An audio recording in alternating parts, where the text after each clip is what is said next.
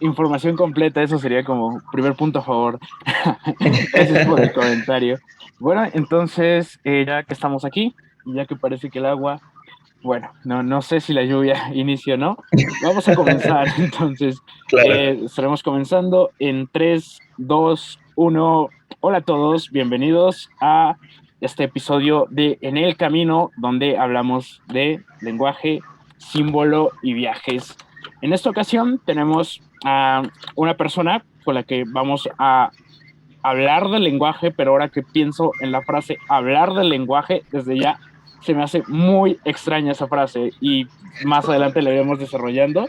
Así que Sergio, antes de meternos en limitaciones lingüísticas, antes de ponernos profundos en estos temas y antes de que dudemos siquiera de si el lenguaje logra comunicar lo que queremos decir o intuimos, o si en realidad estamos entendiendo lo que estamos diciendo, antes de llegar a eso, por favor, Sergio, me encantaría que te pudieras presentar.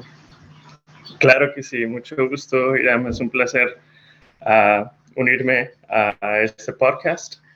Yo me llamo Sergio Alberto Valera y yo ingresé de la Universidad de Arizona con una, un bachillerato en lingüística, específicamente del español. A mí, desde chico, creo que mi experiencia con el idioma ha sido uh, en realidad lo mejor de los dos mundos, porque habiendo crecido en una familia mexicana con padres hispanohablantes, habiendo emigrado a los Estados Unidos y nacido y crecido yo en la frontera, me tocó en realidad experimentar ambos idiomas, de lo cual yo nunca pensé que estaría formando una carrera y mucho más allá enamorándome en sí de lo que es el idioma y el lenguaje y cómo lo usamos y cómo nos describe, cómo forma una parte esencial de nuestra comunicación, nuestra cultura y quiénes somos como personas, al final de cuentas, ¿no? Hablando un poco más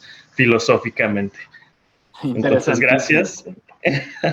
Y Bueno, de adelante. inicio no sabía de dónde eres o dónde habías nacido, pero bueno, dices que eres nacido, criado en México y posteriormente emigraste a Estados Unidos, ¿es correcto?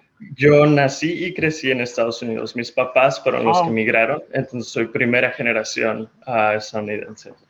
y bueno, todavía esto empatas muy bien con el perfil de esta serie de conversaciones porque somos multiculturales, tenemos conversaciones con personas de diferentes países y, y desde ahí, bueno, creo que te voy a hacer esta pregunta mucho más adelante ya que nos enfoquemos en el lenguaje, pero sí me interesa saber por qué alguien estudia lingüística o cómo surgen estas dudas. De pronto sí conocemos o es famoso, es popular que la gente quiere estudiar literatura, que quiere estudiar filosofía y letras, pero de pronto lingüística no es tan popular, no es tan común por ahí. Entonces, ¿de dónde surge esto? Es interesante y agradezco tu pregunta. Creo que se lo debo a mi papá. Mi papá, cuando mis hermanos y yo crecimos, él era muy estricto en cuanto a que habláramos español en casa. Él llegaba a regañarnos, por ejemplo, cuando se nos salían palabras en inglés, lo cual era un poco difícil para mí entender en aquel entonces, porque siendo niños y obviamente alegando con mis hermanos, las películas que veíamos muchas veces eran en inglés, entonces ya llevábamos esa mentalidad de pensar en inglés, entonces alegábamos en inglés, nos gritábamos en inglés, peleábamos en inglés, y mi papá llegaba y nos decían, hey, en esta casa se habla español. Yo te digo, batallaba para entender ese punto de vista y esa manera de ver el idioma, pero ahora ya en retrospección agradezco infinitamente porque lo terminé haciendo una carrera. Regresando a tu pregunta de cómo es que llega uno a estudiar lingüística, pues te digo, uh, muchos compañeros en la universidad me decían, oye, no se vale que tú estés estudiando español porque tú creciste en una familia hispanohablante, entonces es como hacer trampa, pues estás estudiando un idioma que ya conoces, eso no es justo. Y no sé, quizás lo veían como una pérdida de tiempo, pero yo les hacía la misma pregunta en cuanto al inglés. O sea, ellos eran plenamente angloparlantes. Sin embargo, llevaban clases de inglés en la escuela, de escritura, de gramática, etcétera. Entonces, les hacía la misma pregunta y pues como que medio ahí se quedaban tambaleando, pero igual y no se compara. Yo lo decidí hacer una carrera universitaria por lo mismo, porque me empecé a dar cuenta de las puertas que me abría el poder dominar ambos idiomas pues, a un nivel profesional, académico, y se lo agradezco infinitamente a mi papá hoy en retrospección. Mis hermanos todos hablamos español perfectamente bien.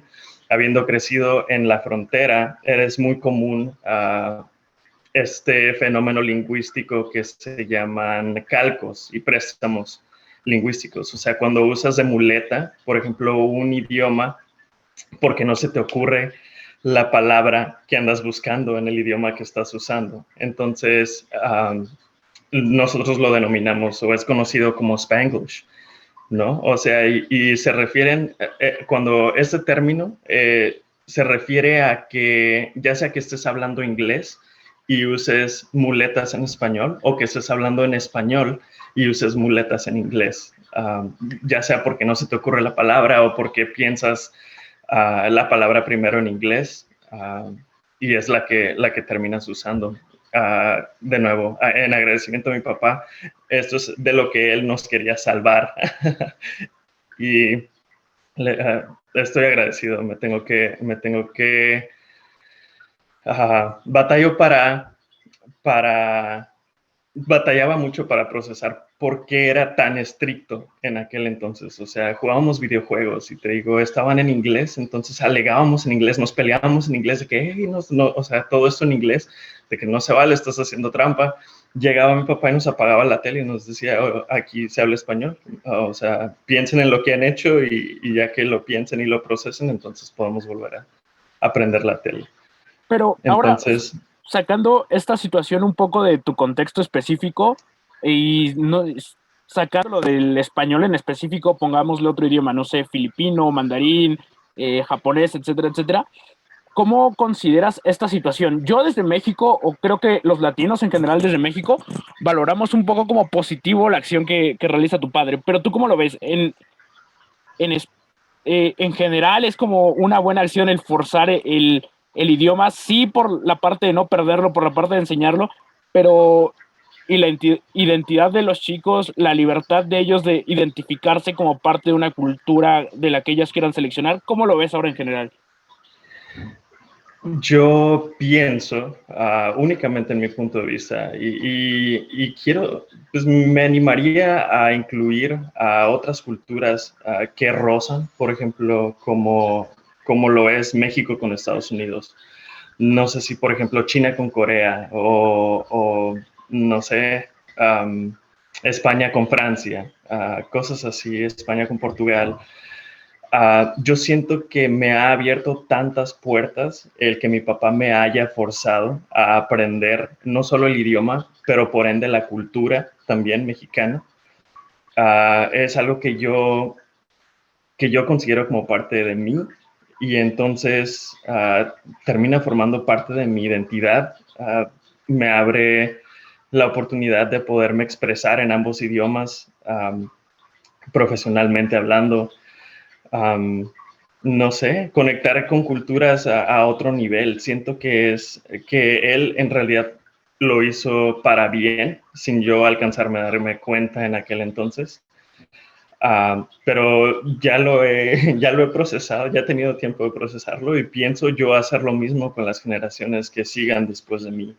Es triste que leí una vez en un libro de lingüística que es tristísimo que el español no tiene nietos en Estados Unidos. Eso quiere decir que el español tiende a desaparecer cuando los papás emigran y tienen hijos a la primera generación, esos serían los hijos, pero ya la segunda generación, los hijos de esos hijos, serían los nietos, ¿no? De la primera generación. Y se dice que por lo regular a la segunda generación ya no aprenden el español al nivel para poderse comunicar académicamente y demás. Y te digo, es triste porque así es como se va perdiendo identidad, el lenguaje, a la cultura, etcétera. Pues, o sea, te acoplas de más, si es que eso puede ser algo.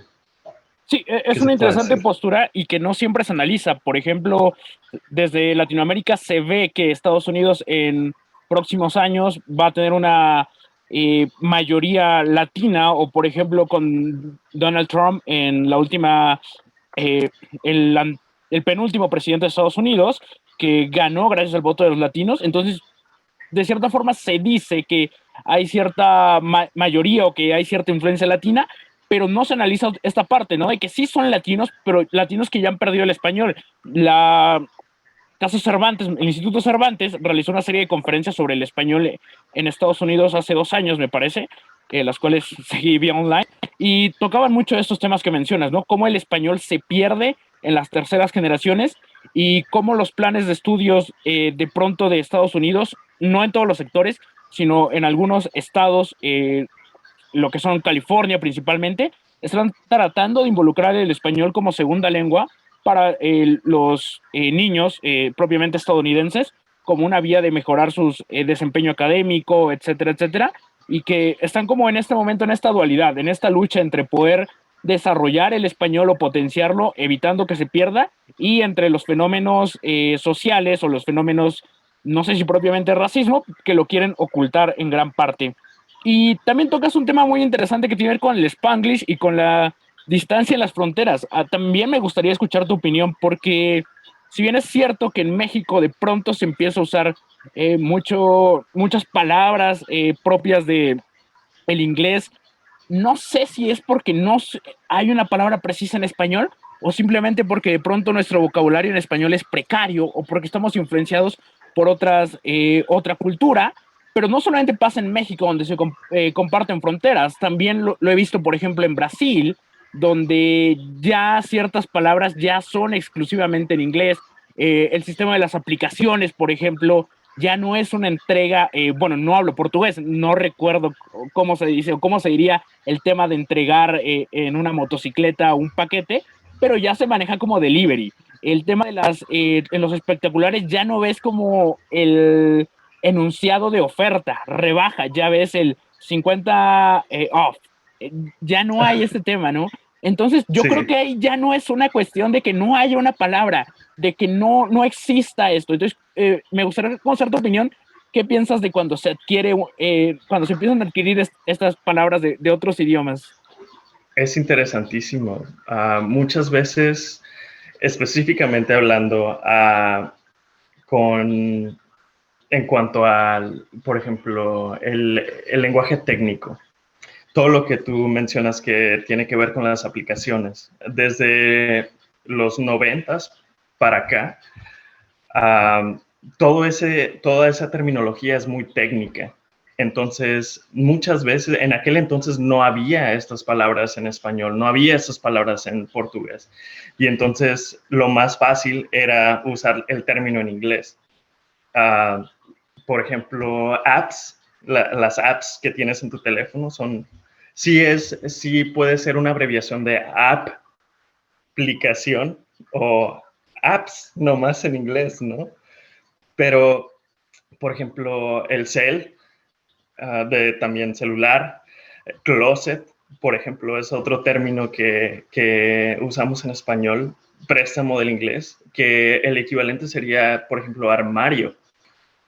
Como tú dices, delivery, entrega, los tenis, los chores, cosas así que sí son préstamos, son calcos del inglés, pero no sabría decirte por qué existen estos préstamos en otros idiomas que no son el español, que roza directamente, por ejemplo, el español de México con Estados Unidos. Por ejemplo, sé que en Monterrey tienden a hablar mucho más términos en inglés, como por ejemplo decir que las cosas son cool, o eso es bien cool, ¿no? Pero, por Como ejemplo, equivalente. Sí, sí, hay palabras que no son técnicamente de cierto campo, sino son generales. Palabras, por exacto. ejemplo, feedback, palabras como, en lugar de retroalimentación, palabras como input, output, palabras que de pronto dices, hace 10 años, antes de esta globalización masiva que puso no el Internet, sino las redes sociales en específico, teníamos palabras en español, usábamos palabras en español para esto, pero se están perdiendo. A este tipo de Sí, palabras me refería. la influencia es, como tú dices, masiva, ¿no? Ahora que podemos conectar con todos, en todos lados, no sé por qué domina el inglés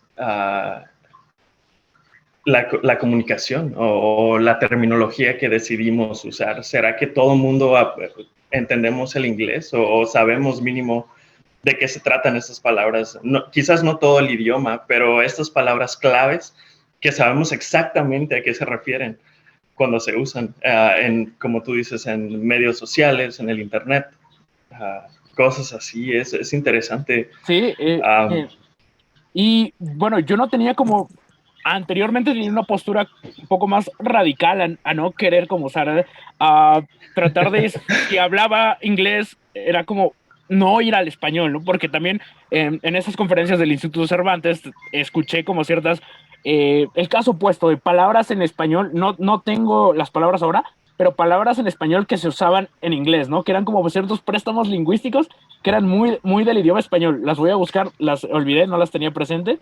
Pero entonces yo venía con esta idea, ¿no? Solamente mantener la pureza de un idioma, pero con ciertas conversaciones que he tenido, me pregunto, bueno, también me pasa a mí, ¿no? Cuando voy a latín y busco ciertos términos, ¿no? Cuando voy a palabras de latín por buscar cierto purismo o cierto nivel intelectual, por decirlo así, dentro de las palabras, pero y ahí me digo, no estoy haciendo lo mismo con esas palabras, o sea, no estoy usando igual esos préstamos, entonces, ¿qué préstamo tiene más razón? ¿Cómo puedo criticar o cómo puedo cuestionar? ¿Cuáles sí, cuáles no se Ajá, valen usar? exacto, ¿cómo puedo decir que es válido usar, no sé, ergo versus en lugar de usar hater? ¿Cómo puedo decirlo? Es un tema interesantísimo. Sabes, yo me identifico mucho con esa postura porque regresando al ejemplo de mi papá él se considera purista del idioma.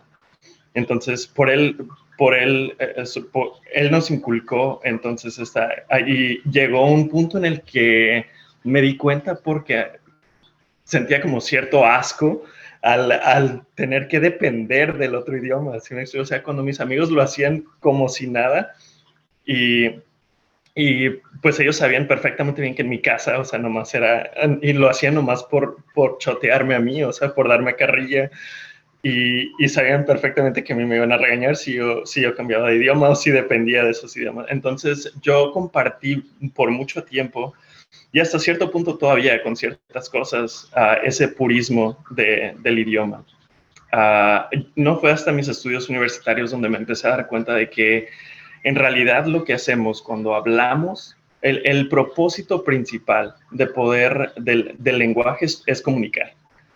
Me acuerdo, nos pusieron una asignatura de intentar encontrar otra función del idioma y batallamos muchísimo para encontrar algo que no fuera el comunicar ideas, o sea, el poder hacer que la otra persona con la que estás viendo, con la que estás interactuando, entienda lo que tú tienes que decir, lo que tú estás pensando, lo que tú quieres, lo que tú necesitas. Y así se crean los idiomas. Es interesantísimo porque um, al principio, por ejemplo, cuando hay un ejemplo perfecto, el pidgin en las Filipinas, se crea algo, es un fenómeno lingüístico interesantísimo porque cuando los colonizadores llegaron, obviamente no hablaban el idioma nativo y viceversa, ¿no?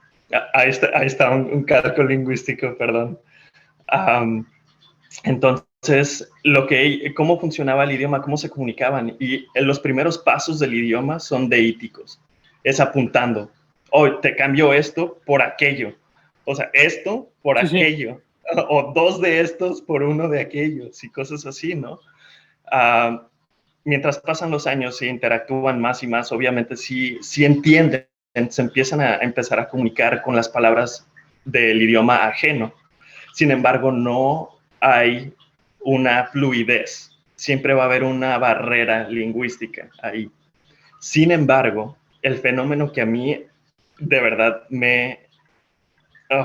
no, me anonada, sinceramente, es que la segunda generación, los hijos de estos nativos, cuando empezaban a interactuar con ambos idiomas, su cerebro ya estaba preparado para inyectar lo que es la gramática de ambos idiomas al mismo tiempo. Y eso es exactamente lo que es un pidgin. O sea, esa es la creación de un idioma. O sea, es una lengua que sigue viva el día de hoy. Y regresando a tu punto, es de cuándo se vale usar un calco y cuándo no. Si la función principal del idioma es comunicar, hacer que el otro entienda lo que yo tengo que decir y viceversa, entonces en realidad, si podemos cumplir con esa función, no hay algo que esté mal dicho, no hay algo que esté mal verbalizado, porque si tú alcanzas a hacer que te entiendan, aunque esté mal dicho por las reglas prescriptivas del idioma que nos enseñan en la escuela, si tú alcanzas a lograr que te entiendan o alcanzar a venderlo, el producto que tú estás intentando intercambiar por aquello que tú necesitas, el lenguaje cumple su función.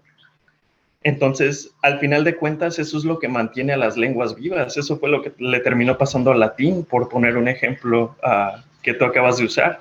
Se terminó deformando a todas estas diferentes lenguas que nosotros conocemos como las lenguas romances. El francés, el español, el italiano, el romano.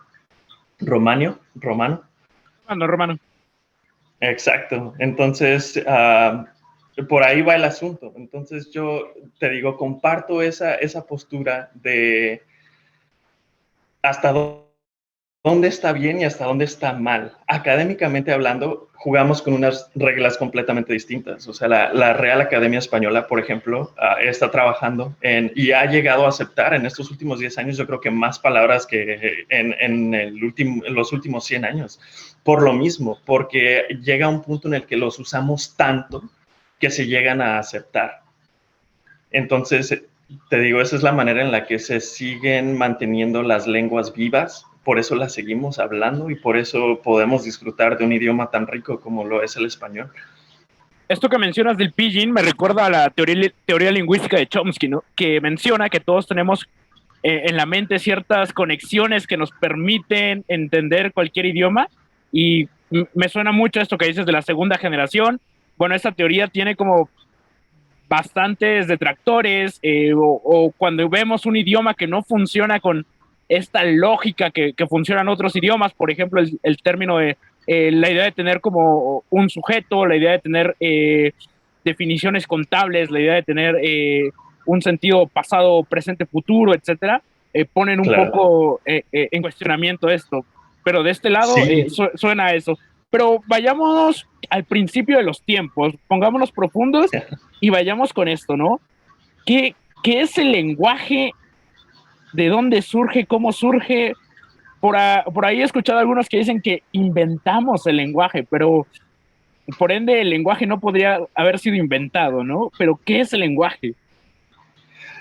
Pues es interesante porque esa misma frase me llama la atención.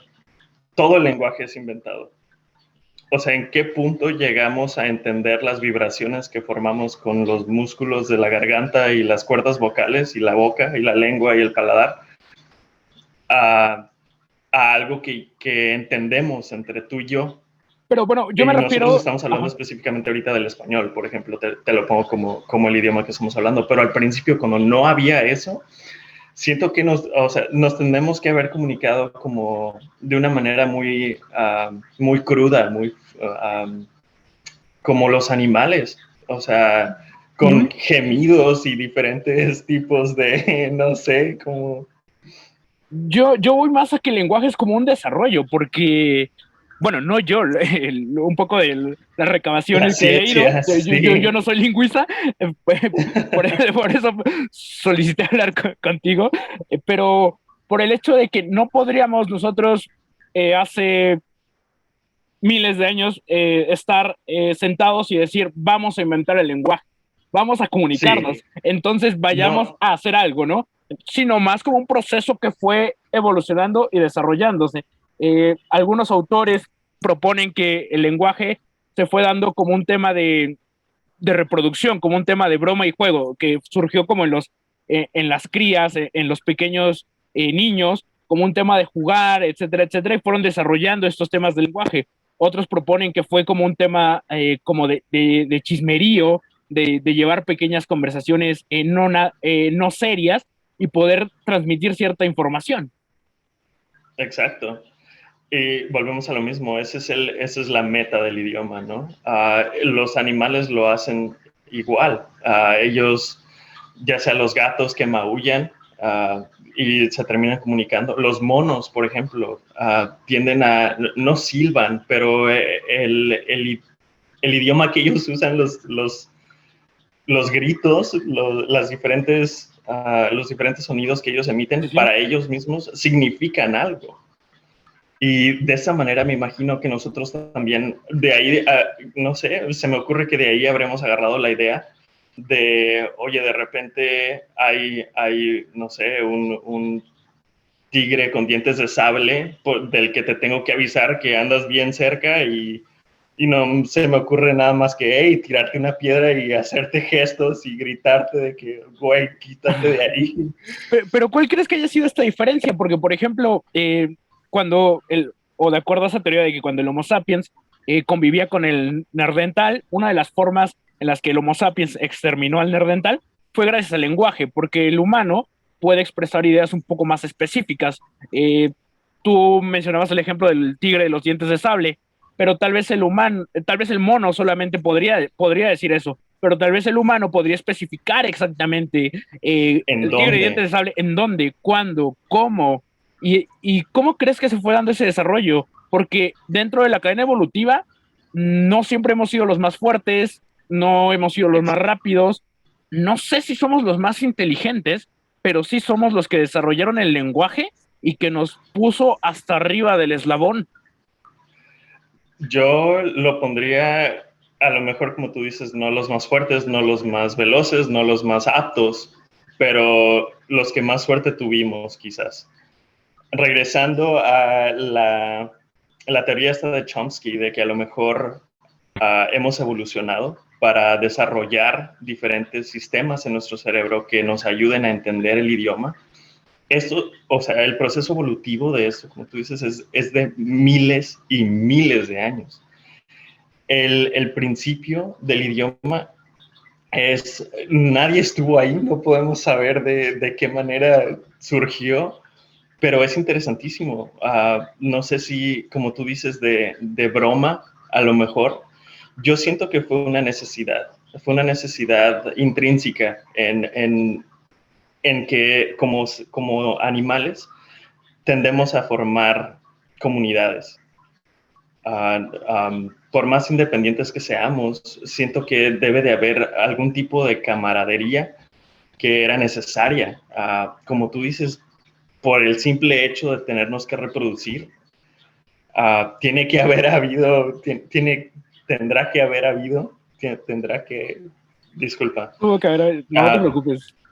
tiene que haber una necesidad ahí para poder llenarse con esa información. Y sí, los animales lo hacen para poder reproducirse. Hay diferentes, por ejemplo, pájaros que bailan de cierta manera para poder atraer a sus parejas. Um, no sé, es la que se me ocurre ahorita de golpe, pero no sé, quiero pensar que tiene que haber sido una necesidad y la Es, más fuerte que se me puede ocurrir hasta ahorita tendría que haber sido la reproducción.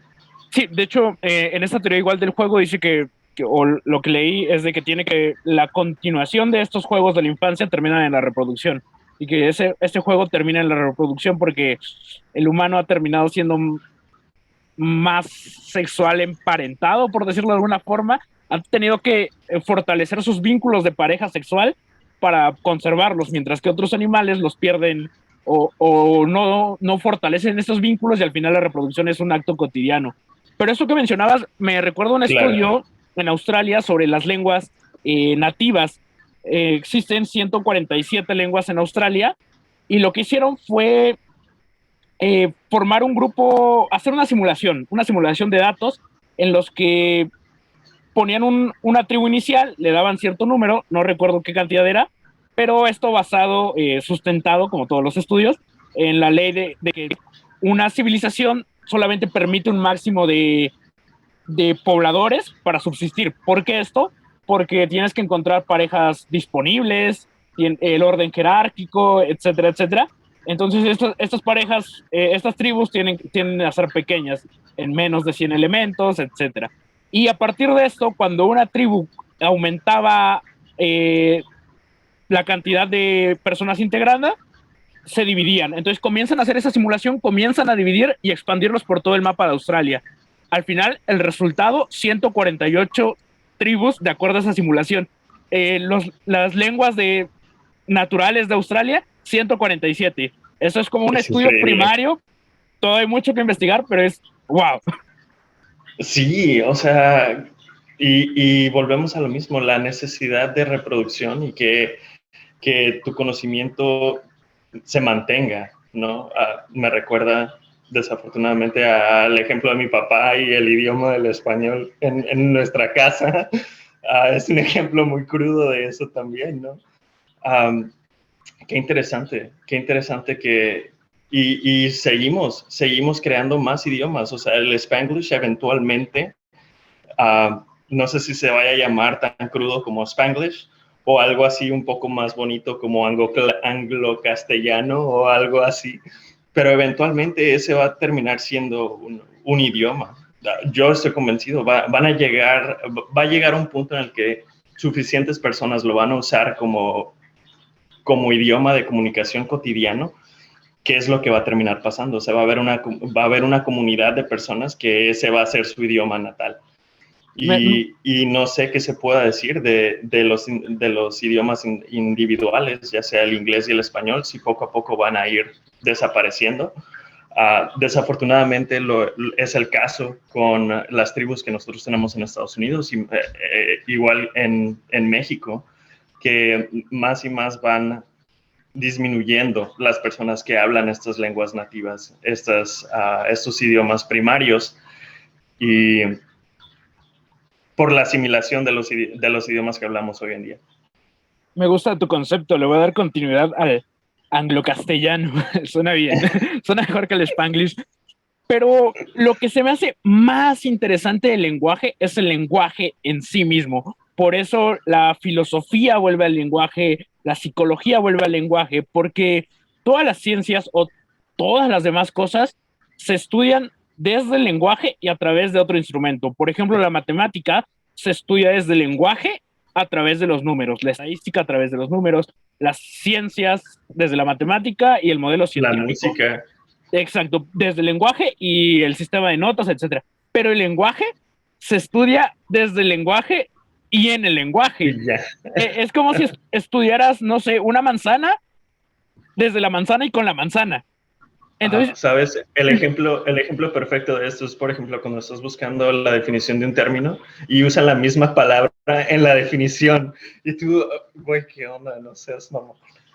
y eso es muy interesante, ¿sabes? Porque, por ejemplo, si yo tengo un diccionario y busco una frase grande, y busco cada una de esas palabras, probablemente una palabra, no entiendo el significado de una palabra, me va a redireccionar a otra palabra y la voy a buscar.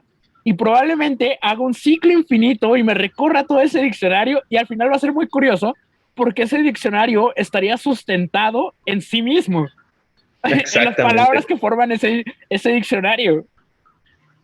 Sí, y te vas a acabar primero el diccionario antes de quizás poder entender la frase que estabas intentando entender al principio. Y Es... ajá. Adelante, perdón. Bueno, te iba a comentar con esto, te hace, de hecho en el episodio que subí hoy, tengo una conversación con otra persona en la que hablamos sobre las palabras y los significados, y yo le digo que tengo una idea, un pensamiento de que no existen exactamente los sinónimos, porque cada palabra es una visión del mismo objeto desde otro punto. Pero ya preparándome y estudiando un poco para este episodio, me doy cuenta que, pues sí, no existen los sinónimos, pero en realidad es que no existe el significado, porque yo, bueno, yo en esa conversación comentaba de que de que de pronto es difícil, los malentendidos de pronto se pueden dar porque una persona no entiende exactamente el significado de una palabra. Por ejemplo, algo, pongamos cursis, ¿no? El amor, ¿no? Puede que yo tenga una relación y yo entiendo el amor como algo, y esa persona le da otro significado al amor y al final nuestra relación fracasa porque no entendemos qué significa el amor.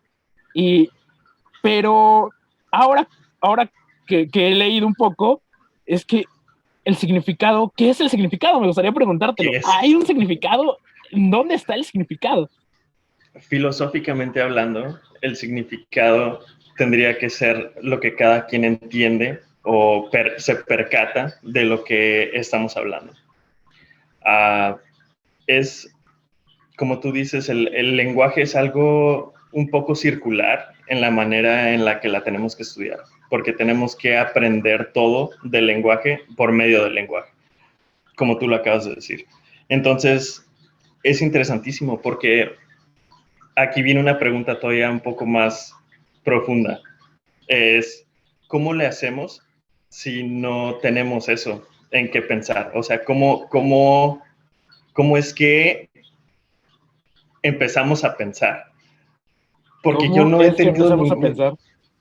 yo nunca he tenido una idea que no sea en inglés o en español, o pensando en cosas que puedo explicarte con palabras, ¿verdad? O sea, y yo, ¿Me estás queriendo decir como si el pensamiento viene antes del lenguaje o el lenguaje antes del pensamiento? pues es lo que pregunto. No Ajá. sé, yo pienso que tendría que haber sido primero el pensamiento. Porque al final de cuentas el lenguaje es el significado que nosotros les damos a las diferentes cosas a las que nos referimos, los referentes, um, tienen que ser de nuestro punto de vista propio. Entonces, al intentar explicar eso, yo únicamente te lo tendría que mostrar con cosas, como tú dices, un poco más intangibles, como lo es el amor, por ejemplo, el coraje, la honra. Esos son tipos esas son cosas que nosotros nomás sabemos o tenemos una idea de lo que quieren decir únicamente porque alguien que nosotros confiamos en que saben qué es, escribió y nosotros leemos la definición o nos dan ejemplos, por ejemplo, de diferentes héroes en novelas o diferentes situaciones románticas en alguna balada, por ejemplo. Pero tienes toda la razón en decir cómo es que podemos funcionar como una comunidad si nos seguimos refiriendo a cosas de las cuales cada quien tiene una idea distinta. ¿Y cómo es que podemos llevar conversaciones a cabo en ese instante? Te pongo un ejemplo, quizás un poco más complicado. Es Me gusta, me cómo, gusta. cómo nos podemos referir a cosas que no existen. O sea, yo te puedo decir, me puedo referir a un unicornio, por ejemplo. Tú sabes que no existe, yo sé que no existe. Sin decirte cómo es el unicornio, tú sabes exactamente cómo es el unicornio. O sea, es con el cuerpo de un caballo, tiene un cuerno, ¿verdad? No sé de qué color te lo imagines tú, yo me lo imagino blanco. Cosas así, ¿no? Sin embargo, yo puedo hablar de un unicornio y te puedo explicar que el unicornio fue a tomar agua y después de eso cabalgué en un unicornio hasta un castillo donde había una princesa, ¿verdad? Pero tú ves esto en tu mente y a lo mejor esa idea no la habías tenido antes, pero yo la acabo de poner en tu mente por medio de las vibraciones que yo formo con mi garganta. O sea, ahí sí que desconexión total. Lo dije al principio del episodio, ¿no? Digo que íbamos a hablar antes de que el lenguaje se volviera completamente loco y no supiéramos qué estábamos diciendo. Uh, es muy cierto eso que dices, tengo un punto ahí, pero me gustaría tocar lo que dices primero de cómo empezamos a pensar. Me parece que es Derrida, que habla sobre el lenguaje, el habla y la escritura. Y hay un tema interesante ahí, porque, por ejemplo, cuando nosotros pensamos, sabemos que estamos pensando. Cuando nosotros hablamos, de acuerdo a este autor, no siempre es que estemos pensando en qué vamos a decir. Sí, claro, si te vas a preparar, piensas en qué vas a decir, pero no estás haciendo ese proceso de voy a pensar y voy a decir. Probablemente si estamos en una conversación muy relajada, estamos como en piloto automático y ni siquiera estamos pensando qué va a suceder. Ahora, cuando escribimos, me voy a sentar a escribir y dejo que la mano fluya, que el teclado se mueva, pero no estoy haciendo como este proceso de voy a pensar que voy a escribir. Obviamente Exacto. tampoco es una verdad absoluta, es solamente una visión que él tiene u otro punto de salida para esta pregunta. Y bueno, con el tema de cómo explicamos lo que no existe, es muy cierto, es como cómo explico Batman a una tribu no conectada en el Amazonas, cómo les digo que es Batman. Y también tiene que ver con cómo aprendemos, porque creo que lo que al final es el lenguaje o lo que es eso que hemos querido definir como concepto, como definición, tiene que ver con el acervo cultural, con el conocimiento que tenemos del mundo. Porque, por ejemplo, un niño cuando aprende que es un perro, y me vi un video de esto larguísimo, y me gustan estos temas cuando para explicar algo mínimo, como uno más uno es igual a dos, se toman un tiempo enorme porque creo que es importante, porque de eso se sostiene el mundo. Pero bueno, cuando un niño aprende que como es un perro, probablemente lo aprende antes de que sepa que es un animal, probablemente lo aprende antes de que sepa que es un mamífero, que es un cuadrúpedo, y sabe que es un perro. Entonces, las Exacto. definiciones que vamos adquiriendo son de acuerdo a vivencias y son de acuerdo a similitudes que observamos en el mundo, a similitudes a que llega un punto en el que tal vez no nos comprendemos exactamente, pero encontramos a alguien que asiente, como estás haciendo en este momento tú, que asiente y decimos, estamos conectando, o hay una idea que de cierta forma creemos entender, Compartimos. compartimos y se va transmitiendo. Exacto, exacto. O sea, imagínate, se me hace que un ejemplo perfecto sería un árbol, ¿no? O sea, hay árboles en todos los continentes, menos Antártica, ¿no? Pero todo el mundo ha visto un árbol. Y entonces, el explicarle un árbol a alguien, únicamente ellos pueden partir de su experiencia propia, ¿verdad? Y cómo ellos han procesado eso. Y como tú dices, a la vez conectamos con esa experiencia y a lo mejor el árbol que tú estás pensando es de manzanas y el que yo estoy pensando es, no sé, de mangos, pero sabemos que tienen similitudes de las cuales podemos conectar y compartir. Por ejemplo, tienen hojas, los dos tienen hojas, los dos tienden a ser verdes o los dos tienden a dar fruto, tienen raíces, cosas así. Y entonces, ok, entonces, ya sé. O, por ejemplo, yo te puedo empezar a explicar. Bueno, es que a lo que yo me estoy queriendo referir como árbol es algo que existe, que, por ejemplo, tiene raíces en la tierra. Y tú me dices, sí, conozco algo que se parece a eso, pero haz de cuenta que Brócoli. tiene muchas ramas, o sea, como son las raíces, las tiene arriba también, y resulta que tienes estas cositas que son verdes. Las mías también tienen cositas que son verdes, ¿no? O sea, es como, no manches. Y el tuyo tiene, sí, el mío también tiene, no seas mamón, o sea, y ahí empiezas a conectar y ahí se lleva entonces a compartir ese concepto y de ahí podemos tener toda una conversación de los diferentes tipos de árboles que a lo mejor tú has visto en tu experiencia y cómo se comparan y cómo se comparan con los míos, con los que yo he visto, de diferentes tipos, de diferentes frutos, etcétera. Entonces está interesantísimo. Siento que damos de muchas maneras el lenguaje por sentado. Me gusta mucho esto de los árboles, porque me recuerda a dos casos. Bueno, me recuerda un caso en específico, un meme mexicano compartido en redes sociales y comenta un argentino, bueno, un meme normal, ni recuerdo de qué era, y una foto normal de un estacionamiento con unos árboles. Y comenta un argentino, bueno, no recuerdo qué dijo, pero dijo algo así como, ¿qué onda con el árbol cuadrado? Y yo así como, Ajá. Y es que en México se tiene la costumbre como a cierto tipo de árboles, sí, a cortar los árboles. Entonces ese concepto como de árboles es algo que no había visto. Y ahora te quería preguntar, bueno, en México se hace como en las universidades algún examen como psicométrico que tiene que ver con tus cualidades, etcétera. Y un ejercicio es como dibujar un árbol, bueno, como una casa y un árbol y no sé qué. Técnicas de proyección se supone. Pero ahora yendo al lenguaje, ¿esto en un grupo multicultural funcionaría? Yo creo que no, ¿no? Porque los Yo creo árboles que no son tampoco. diversos. Justamente, de hecho, yo he visto los árboles cuadrados. Mi abuela tenía uno afuera de su casa y lo podaban cada rato y entonces tendía a siempre estar cuadrado, pero nunca hice esa conexión, o sea, nunca tuve que describirle un árbol cuadrado a alguien de acá que únicamente habla inglés. ¿Me explico? O sea, si le dijera, no sé ni siquiera cómo tendría esa conversación con ellos. Es que en México los árboles son cuadrados. ¿Cómo te explico que... Qué buena onda. Y, Fíjate, ajá,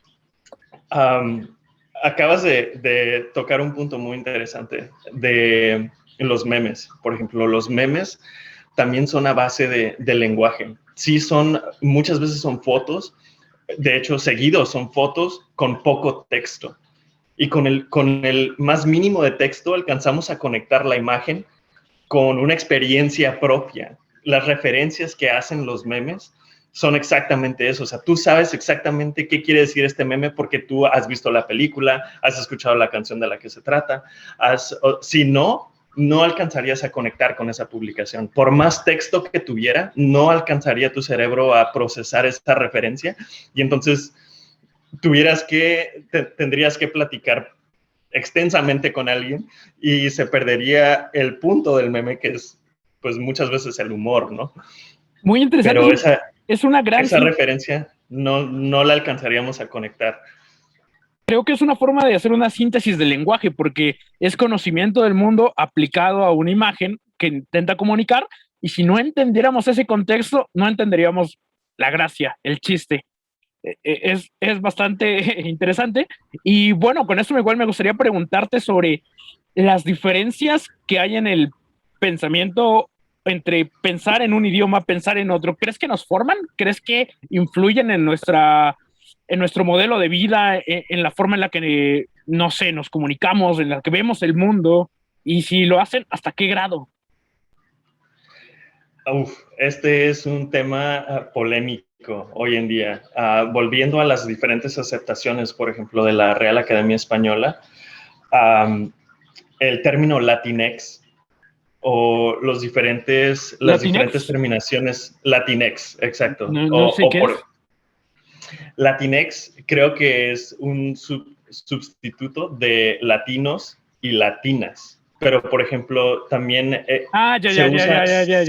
se usa, por ejemplo, en las terminaciones donde, Lenguaje un inclusivo. ejemplo, lenguaje inclusivo, exactamente. Ya. Cuando hay un muchacho en un grupo de muchachas y entonces se les refiere a ese grupo como ellos, ¿verdad? Aunque la mayoría de las personas en ese grupo sean del género femenino, ¿no? Y que el idioma tienda a referirse de manera como con el género masculino Como una al imposición centro, del... Ajá, sí. ¿sí? Entonces, te digo, o sea, siento que a grandes rasgos sí influye en nuestra manera de pensar, sí influye en nuestra política, por ejemplo. No sé si tú conoces el concepto de voz pasiva y voz activa. Sí. Seguido en las noticias, no sé, por ejemplo, estaba escuchando un reportaje hoy que decía algo como se descubrieron tantos kilos de marihuana en una casa, ¿no? Nunca o es muy fácil de manipular para no saber quién fue el que lo descubrió o de quién fue descubierto este hecho. Políticamente hablando, los políticos se sabe que son artistas de lenguaje, ¿no? De manera en la que pueden manipular el idioma para dar una idea. Sin embargo, es otra la que ellos quizás estén pensando. Y en este punto nos referimos a la semántica y a la pragmática del lenguaje. Entonces, es muy manipulable y siento que tiene mucho que ver con la manera en la que pensamos. Por la manera en la que nos sentimos como país del lenguaje inclusivo, estoy seguro de que hay gente que está dispuesto a aceptarlo como lo que es y que pueda incluir a estas personas que se sienten excluidas en el caso que te acabo de comentar, pero también estoy seguro de que hay personas que quizás como más puristas de la lengua, que piensen que el idioma en ese aspecto cumple su propósito y que de lo que estamos alegando es plenamente emocional y no debe incurrir en el idioma, en el lenguaje que hablamos y cómo lo escribimos. Sí, yo creo que estoy todavía de cierta manera soy, bueno, ya lo habrás dado cuenta, soy un purista, pero, por ejemplo, hay casos que son como interesantes de analizar. Por ejemplo, el hecho de hacer a femenino ciertos cargos, por ejemplo, la terminación ente, ¿no? Presidente, que tendría que ser ente no porque denomine un género, sino porque denomina la acción que cumple, ¿no? Presidir. O, por ejemplo, Exacto. con vocero y vocera. ¿Por qué hacer femenino vocera cuando ya es femenino? Porque es voz, la voz.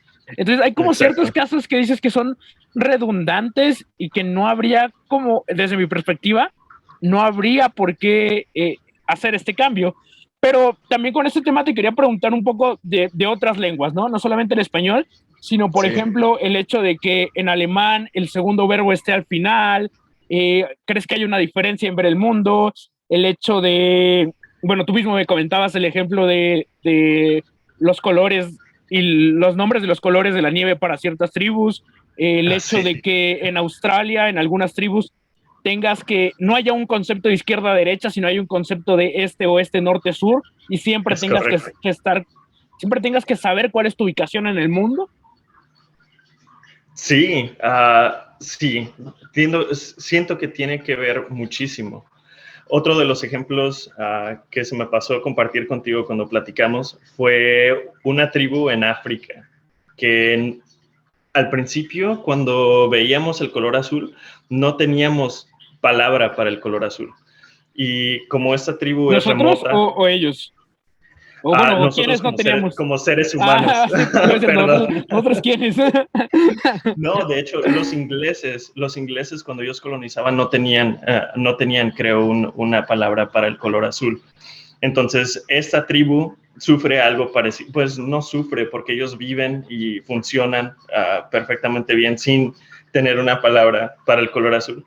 Pero, por ejemplo, ellos lo ven como un diferente tono de verde. O sea, ellos se refieren al azul como verde clarito, pon tú. Entonces, siento que sí tiene que ver la manera en la que nosotros vemos el mundo, la manera en la que nosotros nos referimos a él. Regresando un poquito a la manera en la que nosotros nos podemos referir y conectar con las referencias que hacemos, que hemos vivido entre un ser humano y otro ser humano, siento que si podríamos tener quizás una conversación del color azul sin saber que estamos hablando del mismo color, por la manera en la que nos referimos a los diferentes tonos de azul, ¿me explico? Y entonces a lo mejor eso causaría problemas en cuanto a la comunicación. Podríamos, sin saber, tener una conversación de lo mismo y al final de cuentas decir, oh, tú te estabas refiriendo al color azul y pues es que es verde clarito, no sé de qué me estás hablando, pues me explico. Es interesante, yo siento que sí tiene que ver. Una de las cosas más hermosas del lenguaje en sí, no ningún lenguaje en específico, pero el sistema del lenguaje es que lo comparten todos. Si hablamos sintácticamente, no sé si te ha tocado estudiar o ver un poquito lo que se llaman los árboles sintácticos, es como ¿Cómo se estructura uno? Ajá. desglosas una oración, por ejemplo, ¿verdad? Y se les llaman árboles porque sí parecen como con diferentes ramitas. Lo bello del lenguaje y la comunicación es que todos los idiomas comparten eso. Todos los idiomas por lo regular tienen un verbo, tienen un sujeto. Tendemos a referirnos en cuanto al tiempo. Nosotros tenemos en el español muchísimos tiempos, en el inglés son más limitados, pero si tradujéramos el español al inglés, alcanzamos a conceptualizar el tiempo de la acción. En japonés es muy parecido, en chino mandarín igual. Lo único que cambia son las estructuras esas sintácticas. Todos los elementos se comparten, nomás están en una posición distinta de la oración. Siempre nos podemos referir a lo mismo. Por ejemplo, regresando a tu ejemplo de Batman, estoy seguro de que mundialmente, hablando, todos conocemos a Batman. Sin embargo, cómo hace Batman lo que Batman hace, quizás se explique de manera distinta. Por ejemplo, tú sabes que en japonés se lee al revés, bueno, al revés para nosotros, pero Sí. de derecha a izquierda, Derecha, ¿no? izquierda. O de arriba para abajo también. Y siento que eso es muy parte de su cultura, o sea, en la manera en la que ellos se comunican y las referencias que ellos hacen a lo que ellos conocen. Nosotros no lo entendemos o se nos hace raro porque no conocemos, no tenemos esa experiencia, no tenemos cómo conectarnos con esas referencias que ellos hacen. Igual me imagino que ellos también, con nuestro sentido del humor y nuestra jerga popular, es un poco difícil de poder conectar en ese aspecto. Es una locura estas similitudes, cómo a partir de un primer idioma o esas protolenguas que se fueron desarrollando, se fueron desglosando el resto de idiomas, de lenguas, y al final siguen habiendo elementos que coinciden. Y es una locura igual cuando un elemento no coincide, porque el idioma es tan brutal estudiarlo, analizarlo, verlo, que cuando algo coincide es sorprendente y cuando algo no coincide es sorprendente. Y ya para ir poniendo cierre a este excelente episodio y esta gran conversación, me gustaría preguntarte, ¿qué pasa cuando perdemos un idioma? ¿Qué sientes que sucede cuando muere una lengua?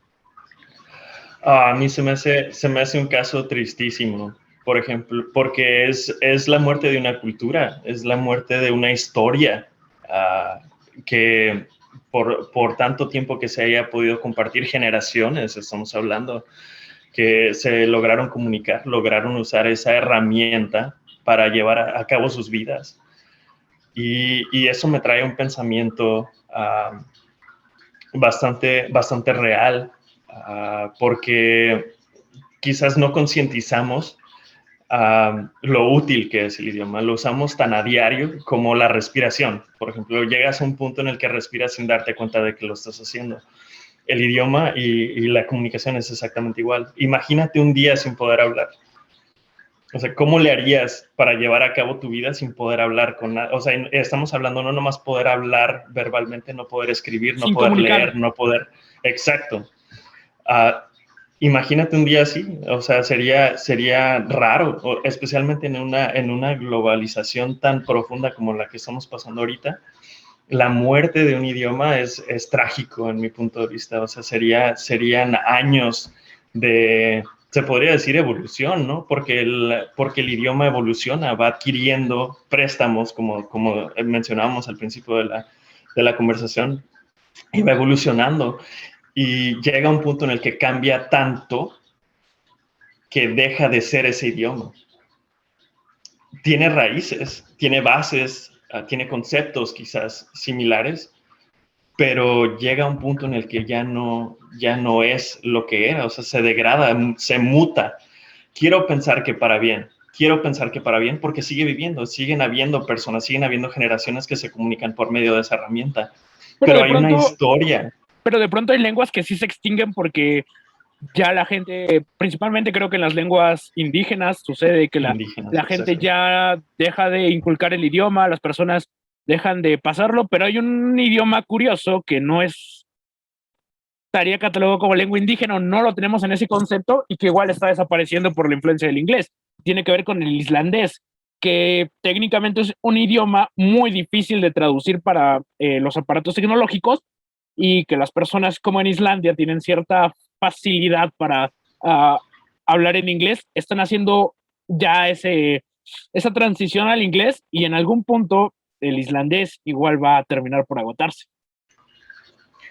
Desafortunadamente, Irán, esto suele suceder por hechos, ¿cómo se dice? No políticos, pero ¿Sociales? sociales.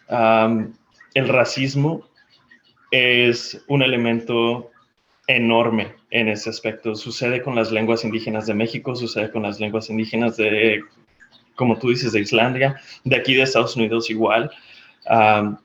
Las diferentes tribus, como tú dices, por querer asimilar, por querer pertenecer, porque sus hijos no sufran ese racismo, esa marginación, como concepto de sobrevivencia, ellos quieren compartir la facilidad de comunicación con las generaciones futuras para que ellos no pasen o que no se burlen las personas de que ellos no pueden comunicarse con la misma lengua. Y te digo, creo que por eso me entra un poco de nostalgia, porque es completamente evitable ese tipo de situación. Quizás con el islandés sea un poco más difícil porque en sí el islandés es un idioma un poco más complicado, con muchos más elementos que el español o el inglés de los idiomas que yo conozco, pero por ahí va la situación también. O sea, es mucho más fácil asimilar y vivir en un mundo donde te entienden a vivir quizás con tu lengua y únicamente poderte comunicar con una selección muy pequeña de personas. Me identifico, Entonces es triste en mi punto de vista.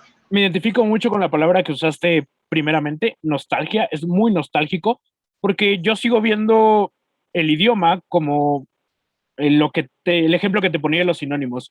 Veo el idioma como la contemplación del mundo, como una serie de entes donde el mundo está en el centro y estos entes están contemplándolo. Entonces, cuando un idioma se pierde una forma de especificar, una forma de pronunciar, una forma de escribir colores, una forma de nombrar colores, una forma de nombrar sentimientos. Por ejemplo, el saudade que hay en el portugués y que no existe en el español, una forma de ver el mundo, una visión. Si hubiéramos perdido el alemán, probablemente esta forma de englobar conceptos que dio un impulso grande a la filosofía, lo hubiéramos perdido. Pero bueno, son cosas que esperemos que no sucedan más. Sergio, ha sido muy, muy agradable esta conversación, pero antes de dejarte ir, te tengo que hacer la pregunta forzosa Dime. de este programa. Y es, cuéntanos algo que tú sepas y que la gran mayoría no sepa. Puede ser de cualquier cosa, de cualquier tema. Es para acrecentar el conocimiento de la red. Puede ser desde lo más Ah, trivial, desde algo, un hobby, desde cómics, desde hasta lo más técnico, profundo. Nos han contado de todo por aquí. Interesante. Nunca me habían hecho esa pregunta y no sé que yo sepa. Nunca se tiene una idea original.